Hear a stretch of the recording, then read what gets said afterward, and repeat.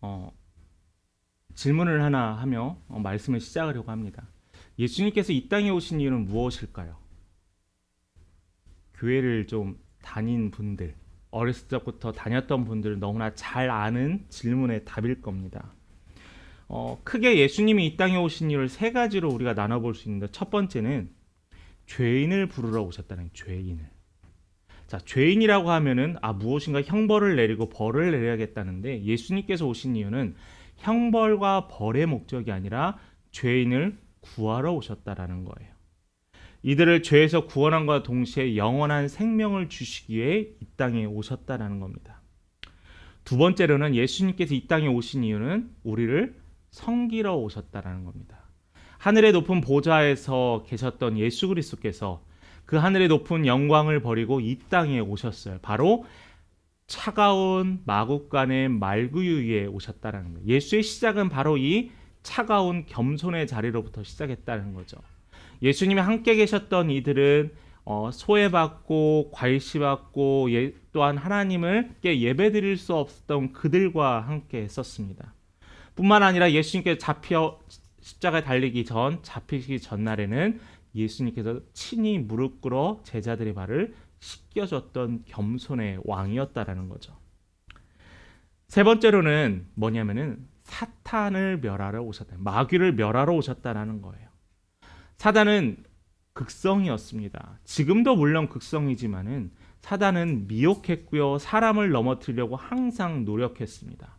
아담과 하와의 인간의 첫 번째 인간으로부터 하나님과 아담과 하와의 멀어짐은 바로 이 사단의 계략 때문이었다는 거죠.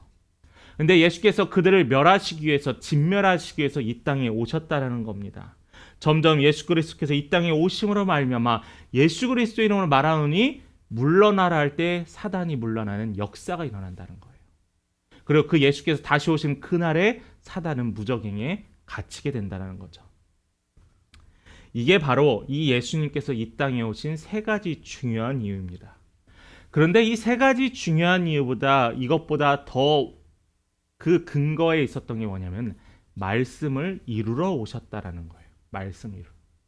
구약과 신약이 단순히 예수님의 말씀에, 예수님이 태어남을 기점으로 생각하면은 이것은 완벽하게 모든 걸 아는 게 아니에요. 예수님께서 이 땅 구약과 신약이 나뉘어진 건 바로 이 예수가 중심이었다는 거죠. 예수에 대한 예언, 예수의 활동, 예수의 예언. 여러분, 이것들이 바로 이 말씀이라는 거죠. 이 모든 것들이 말씀에 기록되어 있고 이 모든 것들이 말씀에서 이미 삶에서 이루어졌습니다. 아직 이루어지지 않은 것은 뭐죠? 예수께서 다시 오시는 그날이라는 거죠. 자, 그렇다면은 이렇게 완벽하고 우리를 위하여 구하시고 우리를 회복해 하시는 예수 그리스도께서 오셨는데, 그러면 예수 믿는 자로서는 우리의 삶은 조금 무엇인가 달라져야 하지 않겠습니까? 그리스도인의 삶으로서 무엇인가 열매를 맺어야 될 거 아니에요. 저 사람은 교회를 간다고 하는데 세상 사람과 똑같습니다. 말도 똑같고 언행도 똑같고 생각도 똑같고 다 똑같아요. 그러면은 예수 믿는 사람일까요? 아니라는 거죠. 예수 믿는 사람은 달라야 돼요. 그런데 여러분 기억해야 될 게 율법적인 걸 이야기하는 게 아니에요. 여러분들의 마음의 이야기예요. 예수 믿는 사람은 예수를 품고 사랑하는 마음과 예수의 말씀을 지키기 힘써야 되는데, 우리는 자꾸 2000년 전에 유대인들이 했던 율법적인 것에 계속 기준이 잡혀요. 주의를 지켜야 된다, 헌금을 드려야 된다. 그게 아니에요. 예수를 마음에 품는 거예요. 예수와 함께 동행하는 거예요.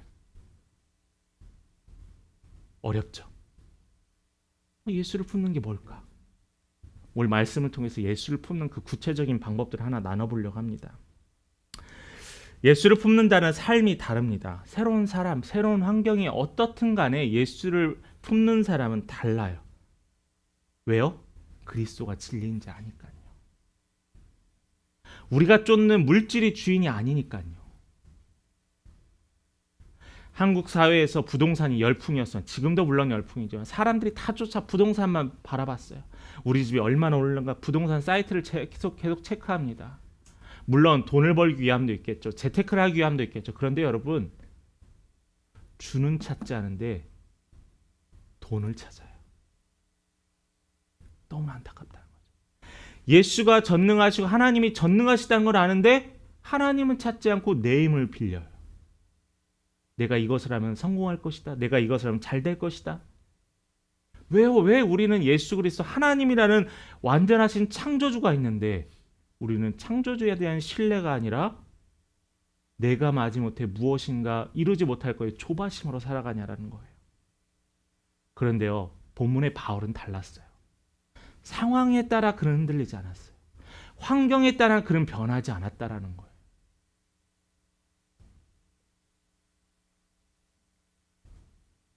우리가 지금 사는 세상에 거짓된 자가 얼마나 많습니까? 진짜인 것처럼 사는 사람들 얼마나 많습니까? 이제는요, 가짜들이요 진짜인 것처럼 하는 게 아니라요, 가짜들이 자신을 진짜라고 이야기하고 있어요. 바로 그러한 사람이 오늘 본문에 등장을 합니다. 첫 번째로 같이 생각해 볼 사람이, 여러분 말씀을 한번 잘 생각해 보세요. 자신의 의를 위해서 예배를 하는 자입니다. 예배하는 자. 지난주에 말씀에 이어서 신임 총독 베스도가 유대 지방에 새로 부임을 하게 됩니다. 그런데 이 베스도는 지난 총독이었던 벨릭스보다는 조금 더 지혜롭고 현명했던 총독이었어요. 자, 누군가가 새롭게 부임하게 되면 그 지역에 있는 지역의 유지나 사람들에게 도움을 얻기 위해서 사람을 만나러 다녀야 하잖아요. 그러기 위해서 이 베스도는 유대 지역을 관리하는 가장 큰 도시였던 예루살렘에 가서 종교 지도자를 만납니다. 왜냐하면 유대 사회는 종교 지도자가 지금의 이란과 같은 정치 지도자였었거든요. 이 베스도는 그들을 향해 나아갑니다. 그들과 만남을 합니다. 그런데 이 만남의 자리에서 무엇을 요청하는지 3절을 한번 볼까요? 베스도의 호의로 바울을 예루살렘으로 옮기기를 청했다라는 거예요. 누가요? 종교 지도자들이요. 베스도를 처음 만나는 이 자리에서 유대인의 종교 지도자들이 베스도를 향해서 뭘요? 그냥 바울이 지금 바울을 우리 쪽으로 옮겨주세요. 우리가 재판할 게 있습니다라고 이야기하는 거예요. 여러분, 성경에는 24장과 25장이 그냥 한 장 차이지만 시간은 약 2년의 시간이 지나가거든요. 자, 그렇다면은 2년의 시간 동안 이들은 뭐 했어요?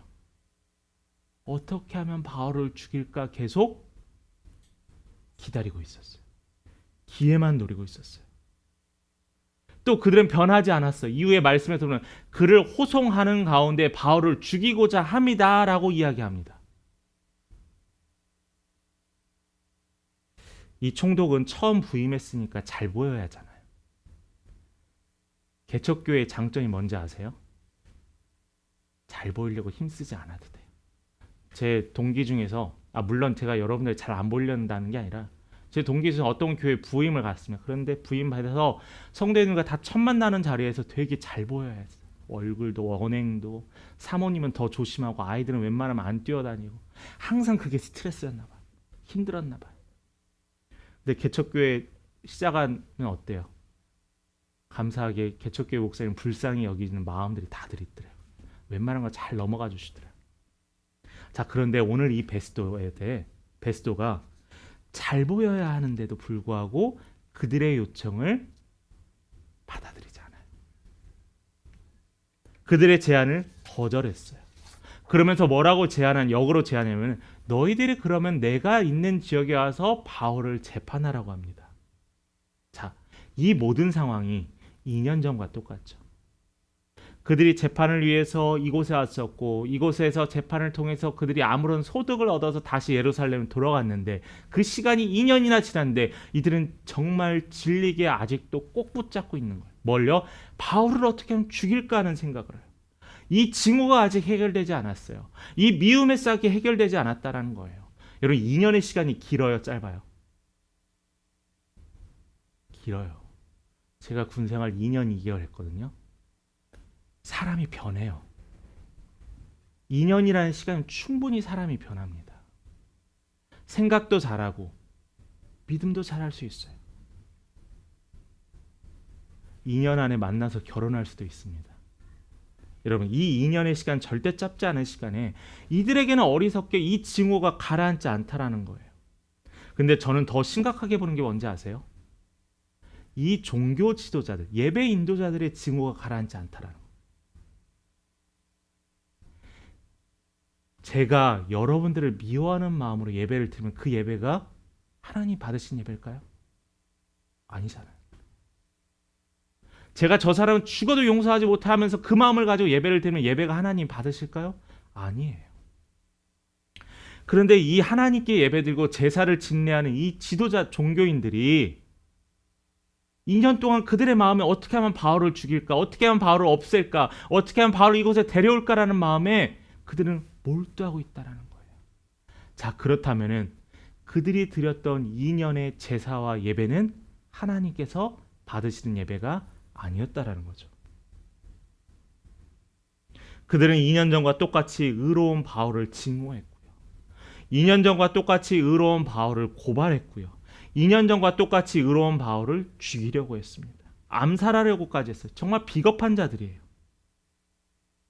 그 이유가 뭐냐면 그들이 하나님의 말씀을 선포하고 제사를 지내지만 모든 율법이 자기중심적으로 해석하기 때문에. 제가 지난주도 또 어제도 이제 보낸 분도 있는데 기도도 그러잖아요. 기도는 하나님이 원하시는 걸 하는 게 기도예요. 내가 원하는 걸 기도하는 게 기도가 아니에요. 자꾸 내가 원하는 걸 기도하니까 내가 원하는 게 이루어지지 않을 때 하나님께 원망을 해요. 너의 그의 나라와 그의 의를 위해 기도하라. 그리하면 내 모든 것을 내가 더하시리라는 이 약속의 말씀이 있는데 우리는 불안해서 내 것을 채워달라고 기도한다는 거죠. 기도할 수 있어요. 그러나 실망하지 말라. 왜요? 하나님이 하시는 거니까. 그들은 자신들의 신분을 망각하고 자기중심적으로 말씀을 해석해서 그들이 드렸던 2년간의 예배와 제사는 아무런 생명도 없고 능력도 없고 그 안에는 감동도 없었다라는 거예요. 그냥 종교적인 행동이었습니다. 그런데 우리가 여기서 종교 지도자들 그들의 문제였다라고 끝날 게 아니에요. 그들과 함께 제사 지냈던 이스라엘 백성 유대인들도 똑같은 어리석은 자였다는 거죠. 한국 교회가 위기 하는데 진짜 위기는 매일매일이 위기입니다. 다양한 위기의 금들이 나가 있는데 특별한 위기는 나중에 목회자들이 없을 거예요. 뭐 학교의 실력으로 목회자의 실력이 좌우되는 건 아니지만 실력 있는 목회자가 점점 줄어듭니다. 우리 교단도 마찬가지고요. 잘 나가는 장로교단도 마찬가지고 총신대학교도 마찬가지고 점점 줄어들어요. 목회자가 나중에 없어요.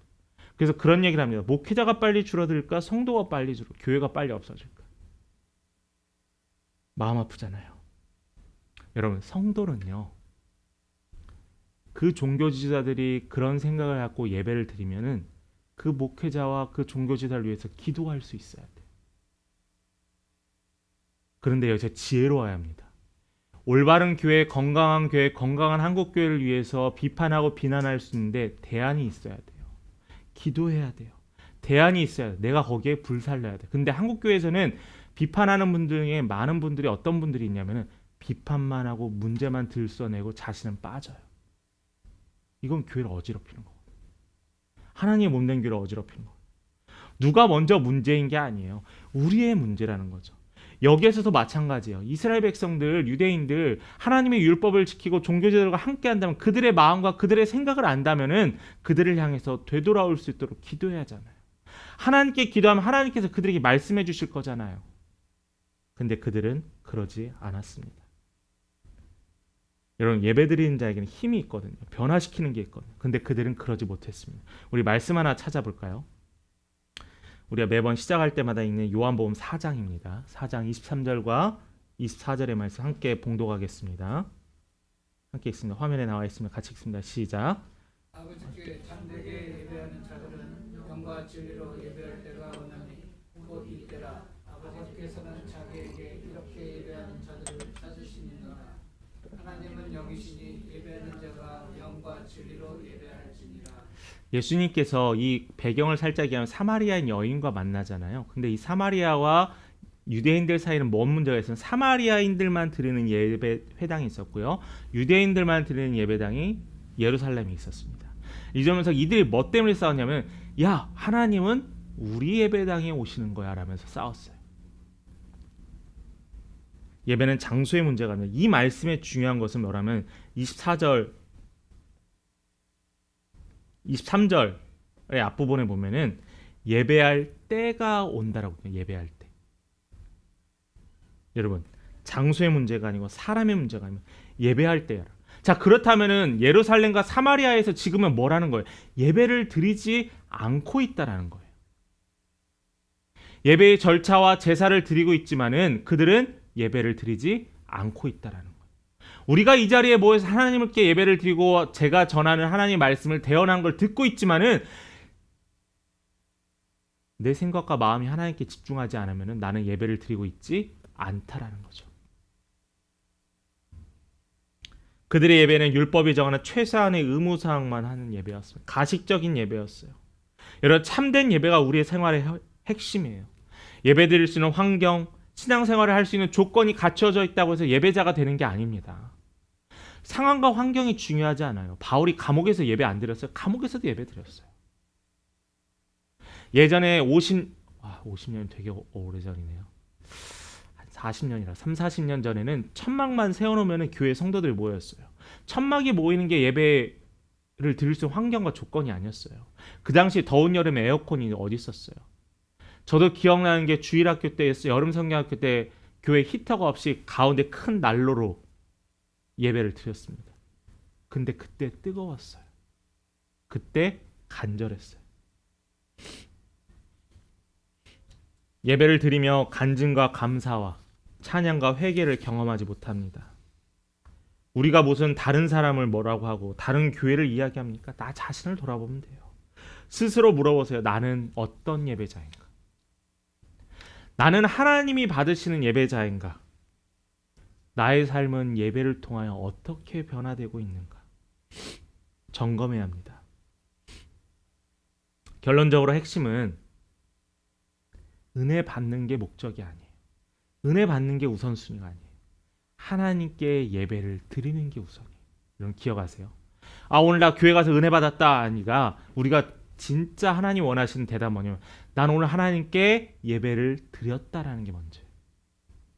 그러다 보니까 은혜 받는다라고 생각하니까 좋은 말씀, 좋은 예화, 좋은 교회 시스템에 대해서 이야기하는 거예요. 아니에요.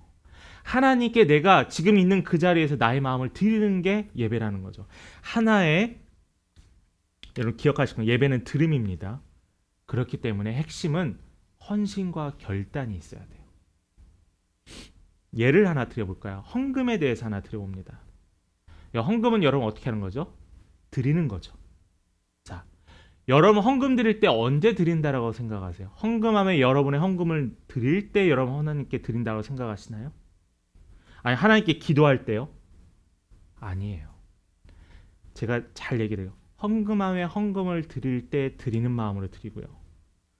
헌금 봉투에 준비하신 예물을 넣을 때 하나님께 드리는 겁니다. 또 헌금을 드리기 위해서 돈을 뽑는 ATM에서 돈을 뽑을 때도 하나님께 드리는 행위고요. 또한 여러분이 이 돈을 뽑을 수 있도록 일하는 직장에서도 여러분의 직장이 하나님께 드리는 거예요. 자, 그렇다면 우리의 모든 매순간 매순간이 하나님께 드리는 거라는 거죠. 그래서 헌금할 때, 헌금 기도할 때만 감사하는 게 아닙니다. 하나님께 원하시는 드림은 뭐냐면은 주신 은혜에 감사합니다. 주님이 영광 받아옵소서. 우리의 생명과 나의 모든 시간을 드린다라는 거예요. 그렇기 때문에 우리는 하나님께 드림이 된다는 거죠. 여러분들이 이 교회에 오면서 집에서 차를 시동을 걸고 걸어오며 버스를 타고 이 도를 모든 과정도 하나님께 드리는 과정이에요. 자, 그렇다면은 우리의 모든 시간과 우리의 모든 삶을 뭐라는 거예요? 드림이에요. 이 예배에 1시간도 안 되는 이 시간만을 들여서 우리가 일주일간을 살아가는 것은 약해요. 우리의 매 시간, 매 순간이 하나님께 드려질 때 우리는 진정한 예배자의 삶을 살 수 있다는 거죠. 예배를 영어로 뭐라고 하냐면은 월십이라고도 합니다. 서비스라고도 합니다.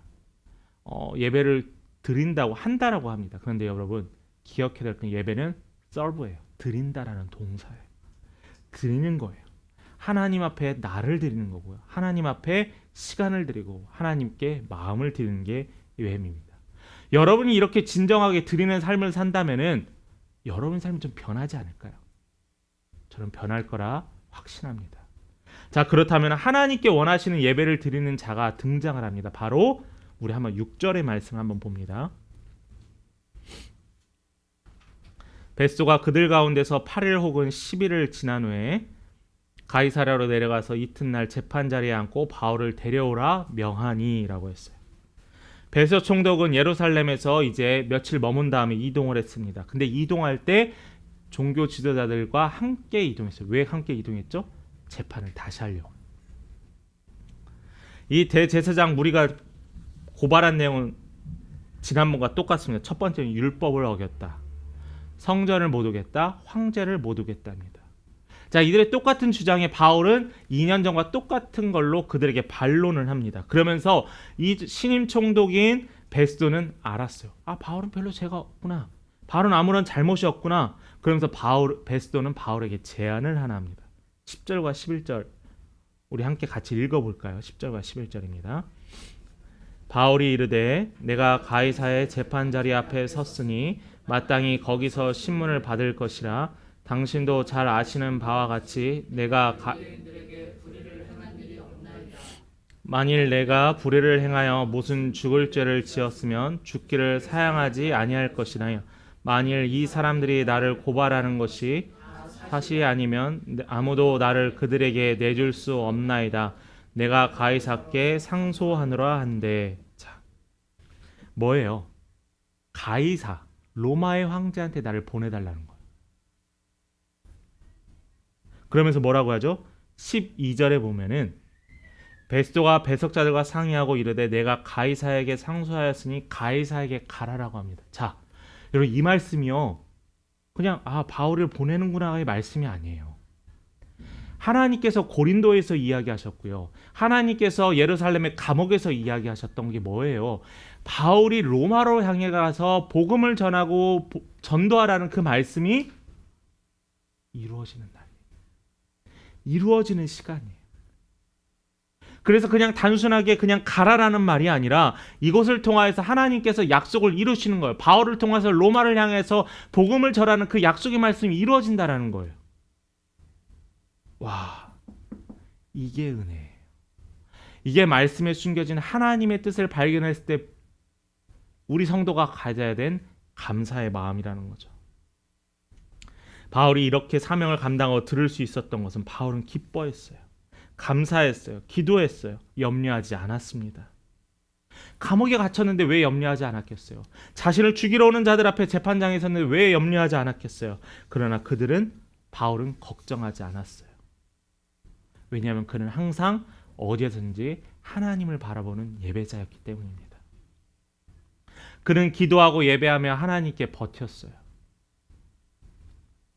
이스라엘 백성들이 당시에 이스라엘 기독교인들이 로마인들의 압박을 피해서 카타콤에 들어가서 굴 속에 들어가서 예배를 드리며 그들이 살 수 있었던 것은 뭐냐면은 예배드림이었어요.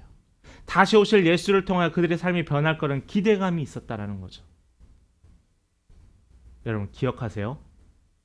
예배는 우리 그리스도인이 할 수 있는 가장 최선이고 최고의 아름다운 행위예요. 지금 이 시간에 여러분이 이 자리에 앉아서 하나님께 예배드리는 이 모든 것들은 여러분들이 할 수 있는 가장 아름다운 행위라는 거예요. 그러니까 여러분 소중한 분, 하나님 보시기에 너무나 기쁜 분이라는 거죠. 이 예배는 단순하게 그냥 한 모임에 참석하고 한 건물에 모이는 게 아니라 하나님과의 만남이 있는 거예요. 그리고 결단이 있는 거죠. 여러분 어떻습니까? 매주 하나님을 만나십니까? 매주 하나님을 기대하는 마음이 있으십니까? 제가 예전에 한번 이런 고백을 강단에서 했던 적이 있어요. 주일에 예배를 드리러 오는데 아침에 잠이 안 오고 마음이 떨려서 예배를 드리는데 힘들었다라는 얘기를 한 적이 있었어요. 아마 개척 초기 한 1년 정도 되었을 때 했던 것 같아요. 어느 순간에 그 두려움과 떨림을 기쁨으로 바꿔주시더라고요. 제가 시간이 지나고 담임을 한 시간이 지나서가 아니에요. 하나님이 저를 떨리지 않고 기쁨으로 변화시켰다고 저는 확신합니다. 여러분, 예배가 살 수 있는 것, 매일 기쁘고 감사하게 기도하는 삶, 원동력은 바로 이 예배라는 거예요. 성경에 들어가면 사역의 현장에서 끊이지 않는 갈등이 있었습니다. 유대인의 이 종교적인 열정과 예수 그리스도의 복음의 열정이 항상 부딪혔어요. 근데 똑같은 주제로 부딪혔어요. 첫 번째는 기도입니다. 두 번째는 금식이고요. 세 번째는 절제예요. 당시에 이스라엘 백성 종교 지도자가 어땠냐면 나팔을 불고 사람들 앞에서 기도를 했어요. 길거리 앞에서 서서 기도를 했어요. 왜요? 그들의 삶이 기도하는 삶이어서요? 아니요. 그들은 존경받고자 원했어요. 나는 이렇게 기도하는데 너희들은 언제 기도하냐라고 하면서 그들에게 자랑하기 위한 기도였다라는 거죠. 금식도 마찬가지입니다. 구제도 마찬가지입니다. 예수 그리스도의 왼손이 하느니 오른손이 모르게 하라라고 이야기하셨는데도 불구하고 그들은 자신이 한 일을 드러냈어요. 나는 누구누구를 이렇게 도왔다. 하나님이 아시면 되는데 내가 스스로 드러났다는 겁니다. 그러나 예수 그리스도는 뭐라고 해요? 똑같이 우리도 이들과 하지만은 예수 그리스도는 우리에게 딱 하는 이야기 하나가 있어요. 외식하는 자가 되지 말라. 외식하는 자. 저들과 같이 외식하는 자가 되지 말라는 거예요. 독사의 자식과 같이 되지 말라는 거예요. 우리는 누구에게 보이기 위함이 아니라 하나님께 드리기 위함이라는 거죠. 하나님께 예배를 드리고 하나님께 기도를 드리고 하나님께 구제하는 것도 드리는 이 모든 것들이 하나님이 좋아하시고 기뻐하실 일이라는 거죠.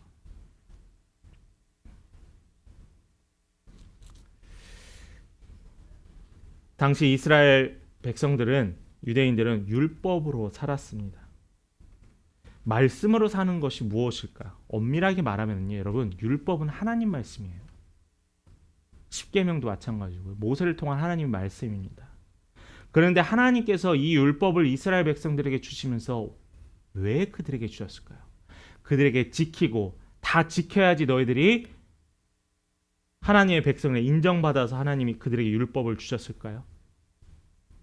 하나님은요, 솔직하게 기대하지 않았어요. 왜냐하면 그들이 연약한 걸 아니까요. 그들이 죄인인 걸 아니까요. 그러면 하나님이 원하신 건 무엇이냐면은 내가 지키지 못하고 내가 말씀 따라 율법을 지키지 못할 때 누구를 바라보냐면 하나님을 바라보는 걸 기대했거든요. 그런데 하나님을 바라보지 않고 율법을 지켜서 자신의 의를 드러내려니까 계속 그들은 구렁에 빠지고 마는 겁니다. 자, 그럼 오늘날을 사는 우리 성도들에게도 마찬가지예요. 여러분들이 내가 할 수 없습니다. 하나님 예배드리는데 힘들어요. 시간도 어려워요. 말씀도 어려워요. 기도하는 것도 힘듭니다. 그럴 때 뭐 하냐고요? 무엇을 위해 기도하냐고요? 하나님 나를 도와주옵소서. 하나님 나는 죄인입니다를 깨닫게 하여 주옵소서. 이 단순한 진리를 하나님께 구하시길 바라요.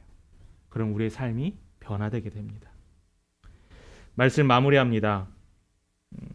예배를 하나님께 드리십시오. 우리가 혹시라도 유대 종교인들처럼 예배와 모임을 아무리 많이 참석한다 할지라도 형식적이고 보여주기 위한 예배로 우리가 남는다면 결코 우리는 생명력 없는 예배를 드리고 있다는 겁니다. 우리 삶에 어떠한 변화도 없다라는 거예요. 마치 지금들처럼 2년 동안 바울을 어떻게 하면 죽일까 하고 고심하고 있던 유대인들과 똑같다라는 말입니다. 그럼 오늘이 어떤 날인지 아세요? 종교개혁 주일입니다.